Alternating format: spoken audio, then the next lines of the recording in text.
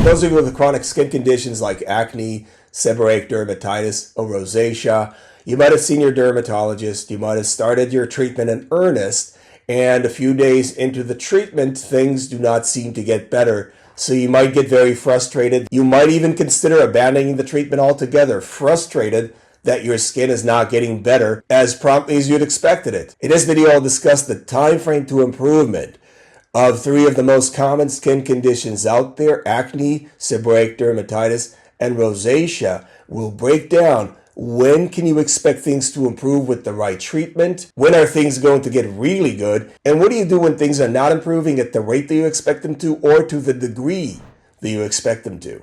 Before we get started, don't forget to smash that subscribe button. Also, don't forget to share and like this video. Now let's get going. So let's take a look at 3 of the most common skin conditions on the face and the time it takes them to improve. First is acne. Acne is the most common skin condition on the face. It affects hundreds of millions worldwide. It generally consists of 2 elements: the comedonal element, which consists of whiteheads and blackheads, open and closed comedones respectively, and then the inflammatory component, which consists of erythematous papules or red bumps, pustules, and nodules and cysts, and these can get pretty nasty. The thing about acne is that it does need to be treated considering the makeup of your specific case by these 2 components, the comedonal component and the inflammatory component. And when putting acne treatment to use, it has to take those into consideration. That being said, acne should start improving significantly within 4 to 6 weeks of the beginning of the treatment. Some cases can improve sooner than that, but I always tell patients I can't take credit for your early on improvement. I love that you are improving, but I can't take credit for it. And most medications start acting consistently for a substantial improvement within 4 to 6 weeks. Then there's further juice to be squeezed out of the treatment. That's not the end of improvement. It's just the beginning of significant and consistent improvement. Ultimately, you should expect to reach a remission within about 3 to 4 months of treatment. So this is consistent treatment with the medications you were assigned, provided they're actually getting you the results that you want. So acne should reach remission within 3 to 4 months of the beginning of the correct treatment. So be patient. Seborrheic dermatitis is an extremely common condition affecting the scalp, affecting the eyebrows and the nasolabial folds. These are these areas right here. And with the correct treatment, seborrheic dermatitis should start responding within 2 to 3 weeks from the beginning of the treatment and reach remission within 4 to maybe 6 weeks from the beginning of the treatment.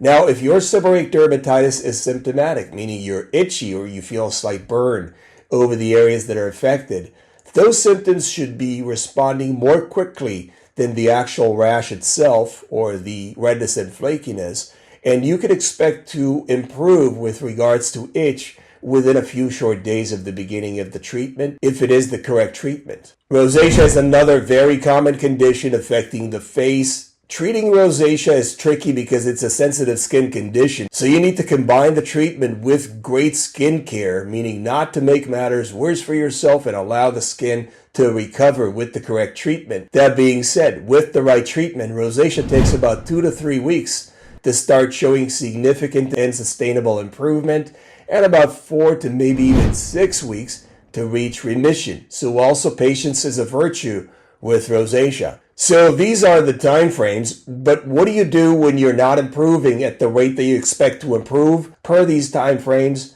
or you're improving and not getting to remission at the end of those time frames?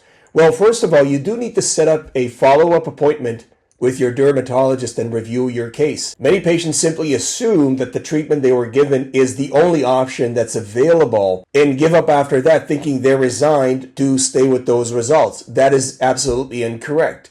For all the conditions that I mentioned now, there are alternative treatments in case the first-line treatment, which is the best option per your physician for the beginning of the treatment, in case that didn't work. So if that didn't work for you in the sense that you did not get any improvement at all, or you may have gotten improvement but you're not 100% satisfied with the status of your condition, those treatment plans can actually be retooled. They can be changed. So you may either change the treatment plan completely with your dermatologist, or you may add additional medications to the treatment to power the treatment and to make it more effective for your specific case. In any case, it's important to have the correct expectations when starting to treat any skin condition, and also follow up with your doctor to make sure that the treatment has met your expectations, and if it didn't, the treatment needs to be changed to actually address those concerns that you have. If you've enjoyed this video, don't forget to smash that subscribe button. Also, don't forget to share and like this video. For more information about treating skin conditions, what to expect, and how to address great skincare, pick up my book, Six Skin, Skincare Made Simple on Amazon.com, which is now available in audio. Thanks for watching. God bless.